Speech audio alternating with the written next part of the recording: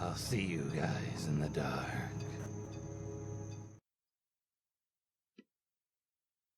This happened when I was about 12, so the details might be a bit fuzzy since it's been about 6 years. Around that time, I started getting into anime and used this really shitty stream site that I'm pretty sure has been taken down at this point. The important thing about this site was that there was a chat box off to the right side that was fairly active. After spending a lot of time on the website, I became one of the regulars in the chat. There wasn't too many, but one of them was this guy whose username was something along the lines of zombie. He DM'd me at some point, or at least the equivalent of DMing on this site, and I recognized him as one of the regulars, so I wasn't weirded out when he messaged me out of the blue. I was an awkward, lonely preteen, and didn't have a lot of friends, so honestly, I was pretty hyped that someone wanted to talk to me. Zombie seemed normal enough in the beginning. He would ask how my day was, what show I was watching, my favorite characters, just basic questions. He'd compliment me and my taste in shows, making jokes. It was overall really nice to me. Eventually, after I got comfortable enough around him, things took a turn for the worse. Zombie's questions started to get more and more personal, asking things about my body and some other creepy shit. He started trying to awkwardly roleplay with me. He would even do it in the big group chat style, pressuring me to respond and getting more people to join in. Looking back, it's really concerning how no one tried to do anything. They all knew he was in his late 20s, and I was 12. I'll never forget when he sent me this creepy-ass version of the song Pawn, Pawn, Pawn, which is a fairly nice, upbeat song, but it had every lyric changed to make it lolicon. He said it reminded him of me, or some crap like that. I was grossed out, but I thought maybe it was just a joke I didn't get. After all, I was fairly new to the anime scene. I brushed it off, but that had nothing on the creepiness levels of sending me pictures of nude women and horse penises. I seriously should have run at that point, but that loneliness dragged me right back every time. I liked feeling important to someone. I liked having a friend, even with this flaw. He'd guilt me whenever I became even slightly aware of how weird he was. I had only told him I lived in the U.S. because I guess I half paid attention to those stranger danger school videos, and I remembered not to mention specifics on where I live. He correctly guessed the state I live in a town that's only an hour or two north of me. I remember freaking out. I saw this red flag. I immediately asked him how he knew. Zombie gave me a sob story about how his best friend, a 13-year-old girl, lived there and was in the hospital, and oh God, he missed her so much.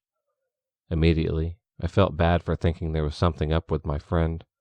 After all, he was so sad about this, and I'm just so awful for even thinking something might be up.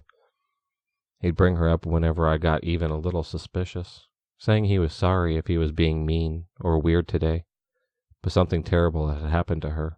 Her condition was worsening or some other BS. I had a very depressed friend at the time, Hawk, who was very mentally abusive towards me, cutting me off from most people. She would threaten to end herself if I wanted to hang out with other friends, or go do something which is a whole bag of worms story on its own. But it was a part of why I stayed talking to Zombie. I was so used to being guilted or shamed that I thought it was just a part of friendship at that point. I thought it was normal and that I deserved it. I had to cut off so many of my friendships because of Hawk that I wanted someone to cling on to. She had pulled me into a really dark place, and I thought I just needed a friend. Someone she wouldn't know and couldn't make me stop talking to. So I clung to Zombie, who wasn't a great alternative. There's not really a dramatic end to this. Eventually, he just kind of stopped talking. He probably moved on to another vulnerable young girl. It helped that our time zones really didn't line up. I stopped using the site, stopped hanging out with Hawk, and made amends with my friends. Things got a lot better from there on out. I didn't realize until years later when I first heard the term grooming that Zombie was likely grooming me. The compliments, invasive questions, guilting me into staying all added up. I wish I could go back and tell my younger self that this guy was a creep and to steer clear of him, but I can't. So to all the younger kids reading this, be wary of people on the internet. In the end, nothing bad happened to me, but that doesn't mean that these type of people aren't any less dangerous. It doesn't hurt to be a little cautious. So hey, zombie, if you're reading this, I hope you're in jail, not talking to any more young girls. And let's not ever meet. This story is years old, and I don't go into this website anymore, even though I still create art. There are many reasons why I left that site, but this has to be the worst possible reason. In 2012, I was 12 years old. I got my first account on DeviantArt before I knew how to really draw. The only thing that I knew how to do when it came to art was crappy pencil drawings with colored pencil etched into it. My first post was of Hatsune Miku, so I drew a crappy rendition of this character, blissfully unaware that her skirt seemed to be too short in the drawing. Looking back, I was still at an immature age, so I didn't really think much of it at the time. Looking at the drawing now, it wasn't really that decent, but I didn't know. Because I had drawn this, I saw a message on my submission where I uploaded it.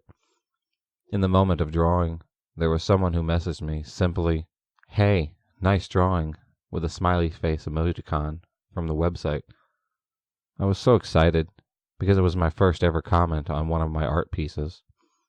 I then looked at my profile and realized he had watched me as well. Then I was very excited and happy that I almost had my first watcher on my account. His username had gluten in the title. I don't remember the exact details of his name. He favored my drawing, and I replied to his comment by saying a simple "thanks" with a smiley face. Here's where things got a bit weird for me. He replied, "You're welcome," like common courtesy on the site, but then followed the comment up with, "I really like how short you made the girl's skirt." Keep in mind, I was only 12. I had no idea what he completely meant in that context, so I replied with, "It's a statement for anime girls to have short skirts," or something along those lines. He replied with, "Oh, of course. Yours is my favorite, though." Okay, a bit of a strange reply. Before replying back to him, I dug a bit deeper into his profile, wondering if it would be nice to favorite him back. His profile stated that he was 21 years old.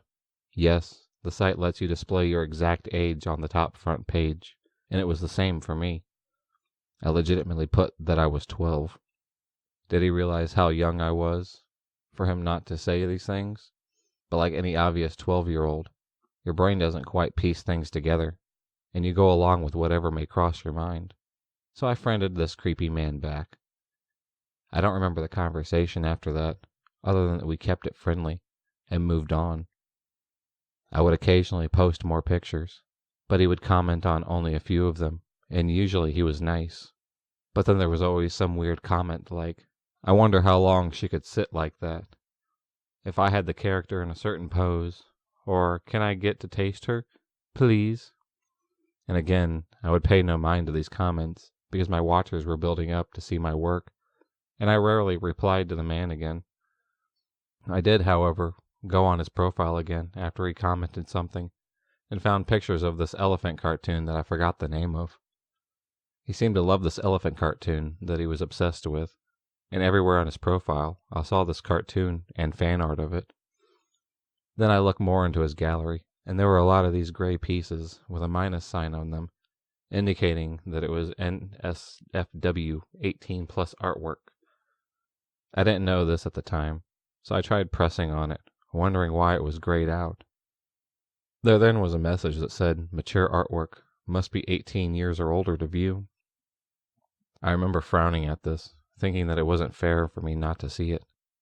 I wish I could tell you that I never saw it to this day, and didn't let curiosity get the better of me, but I'd be very wrong. I made a second account, claiming that I was 18, just to see what type of fan art this guy drew, because my mind was curious enough to see it. How I regretted all this. He had fan art drawing related or hinting to illegal images. There were really disturbing ones related to the cartoon he liked, with the little girl elephant character being strangled and handled by her dad. Then he mixed with gore themes as well. Implement cutting out body parts with a knife, torture involving blood, hypnotism, etc. Suffice to say, I unfriended the guy on my main account and was extremely disturbed at this. A week later, he still messaged me on my main account and said, "Why did you unfriend me?" I felt no sympathy for him and said something along the lines of, "You're so disgusting, and you draw disgusting things." He said something to the effect of, "LOL, so are you," smiley face. Let people have their own opinions, sweetheart. I then found out how to block a user on the site, so I blocked him. That gave me internal peace, but it didn't last long. A year after the entire incident, I was using the 18-year-old account as a backup account and for different art mediums. Nobody knew this account was leaked to my other one. However, my old friend Gluten messages me to find me, without me telling anything about how the two accounts are related to each other. And exactly 1 year later in the summer, he PMs me on the other account. The message says, "Hey, did you miss me, sweetie? I missed you since you unfriended me, but that's okay." My eyes widened in horror, and I kept thinking to myself, how? How did this pervert find me? He must have been really experienced in computer tech or hacking, because I have no idea how he possibly could have happened to find me, let alone a year late. I replied to him saying, "I unfriended you because you draw illegal things, and you should be banned from this website." What followed next was him trying to creepily get under my skin by role-playing with me. At this point, he was now 22, and I'm 13, still very much disturbed by him, but he only made things worse by talking to me in roleplay terms, using asterisks in everything he said. He literally said he was grabbing my bum gently, in asterisks, among other lewd comments to me, some asterisks and others without. I'm sitting there like, here we go again, obviously disgusted. So I block him on that backup account as well, considering the types of things he drew. I think he definitely liked flirting with preteens on purpose, and probably got a kick out of it. For the most part, being on DeviantArt was okay for me after that. But people like him who draw lewd things like that are a plague on the site. He is the major reason I left it, so I know this entire encounter was online, and a lot of the experiences happen in real life. But you never know who you could end up meeting in real life from the internet. So Gluten, let's never meet again, and let's not meet in real life. And I hope you stop flirting with 12-year-olds. It's really for your own good.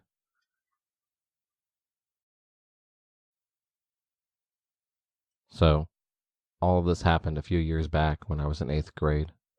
I was a 14-year-old girl.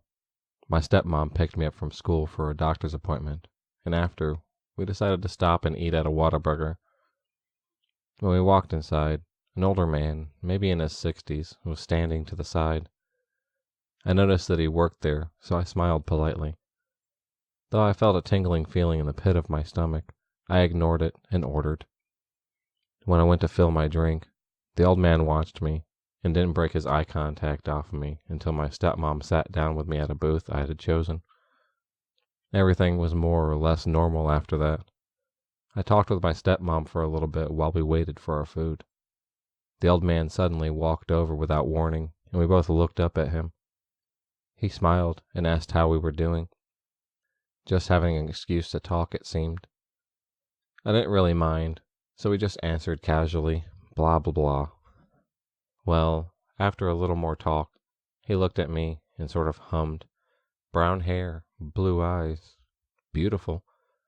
Those words sent chills down my spine, and I just laughed awkwardly, thanking him and hoping he'd go away. The man stared at my school uniform and asked where I attended.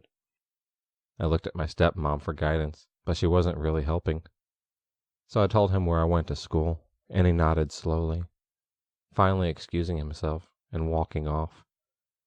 I know, I was stupid, and I shouldn't have told him where I attended school, but I'd never been in a situation like that before. Anyway, we got our food, and I continued talking to my stepmom. The old man walked back over to a table behind my stepmom so she couldn't see him, and he set his bag and book down on the seats. I'm guessing he was on a break. It's kind of hard to explain the look of the restaurant, but we were sitting in a booth, and he sat sort of across or opposite of where I was at the table, where only I had a full view of him, and my mom didn't.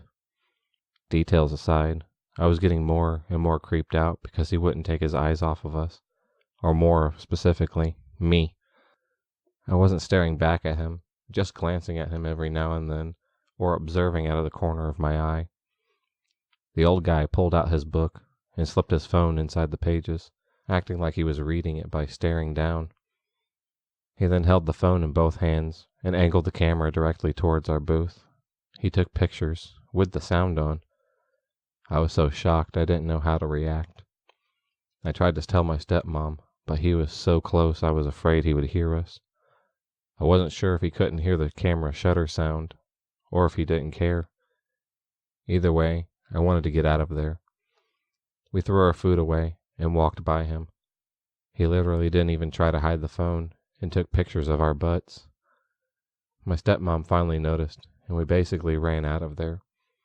We got into the car and drove off, and we were both shaken and disgusted at the old man. She wanted to call the manager of the restaurant and tell him what had happened, but never ended up doing so. I asked if we should call the police, and she considered it, but never did this until later. When I returned to school that day, I told my friend and teacher about what had happened. My teacher told me she's going to keep a lookout for any stories on the local news about the old creepy dude. I thanked her and kind of just let it slip from my mind the next few days. Probably 5 days or so after the event, I walked into class with my friend, and my teacher ushered us over. She showed us on the computer a picture of an old man with the article title, "Man Arrested on Child Charges." Guess who it was? Yep, the old creepy guy from the Whataburger. I was shocked and told my family, and we finally decided to call the police to see if we could explain the situation to help with the case against him. A police officer eventually showed up at the door, and we told him the situation with the man.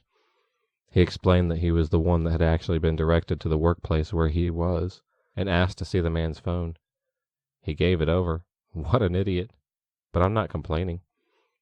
The officer found graphic child pictures on the phone and arrested the old man, whose name I cannot say here either.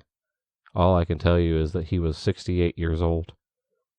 Unfortunately, just taking pictures of someone isn't illegal, unless the old man had been alone with me, and he wasn't, so there wasn't really anything they could do. However, the officer assured us that he would probably face at least 10 years of prison if found guilty of the third-degree felony charge. I'm not sure what happened to the man, or how this case ended up, and if he's in prison right now, but I do still wonder who called the police in the first place with a tip to investigate the man. In the article it said he'd been taking photos of a child, so I'm not sure if it was me or another kid, which is totally could have been. I did tell my aunt, so she couldn't possibly have called it in even though she lives in another city. Either way, I'm thankful for whoever directed the police to the man.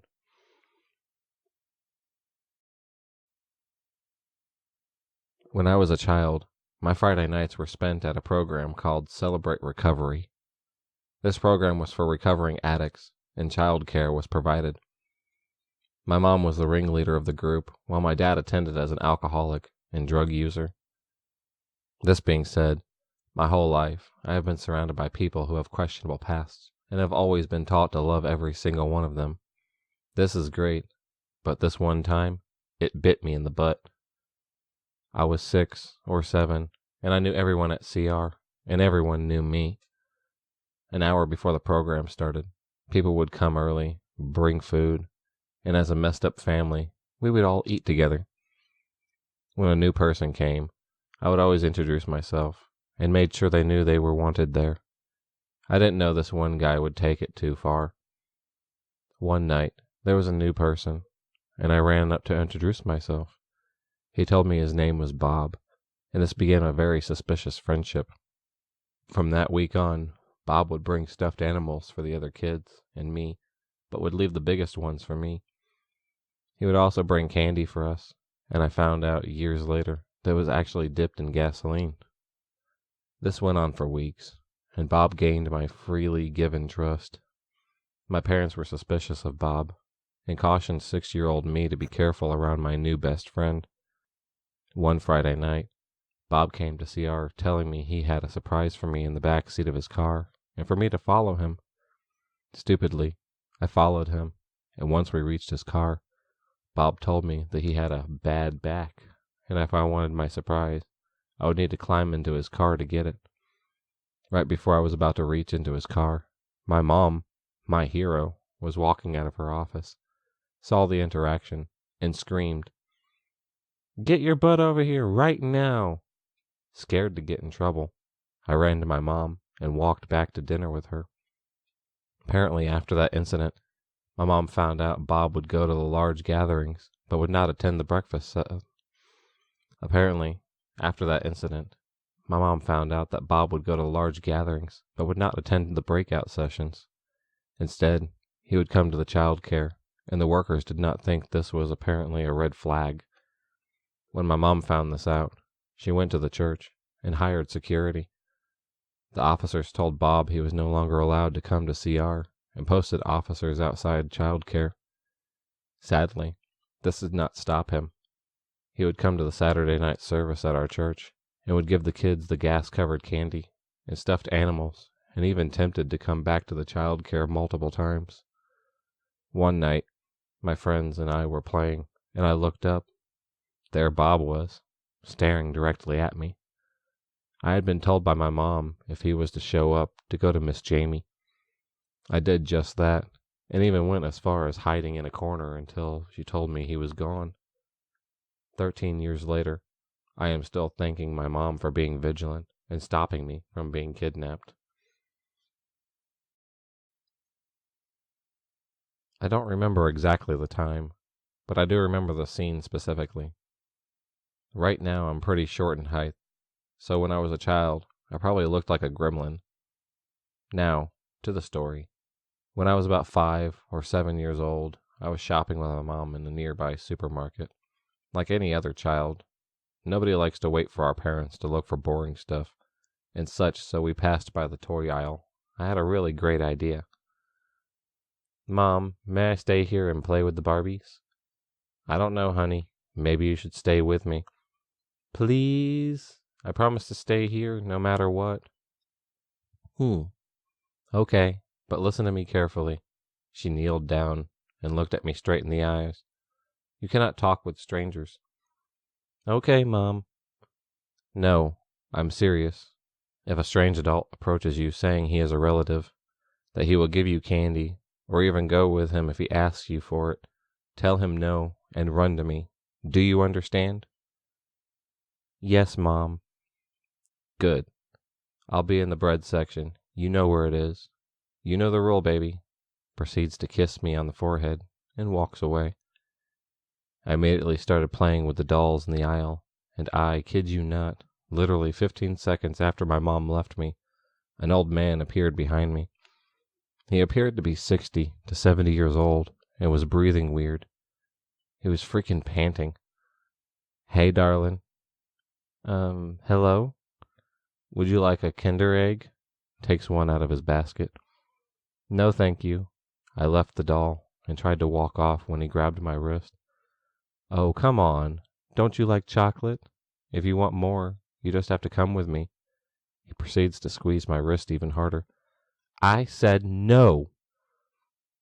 I don't know how, but I broke loose of his grip and started running towards the bread section. The man ran behind me for a couple of minutes until he saw me hide behind my mother, so he fled.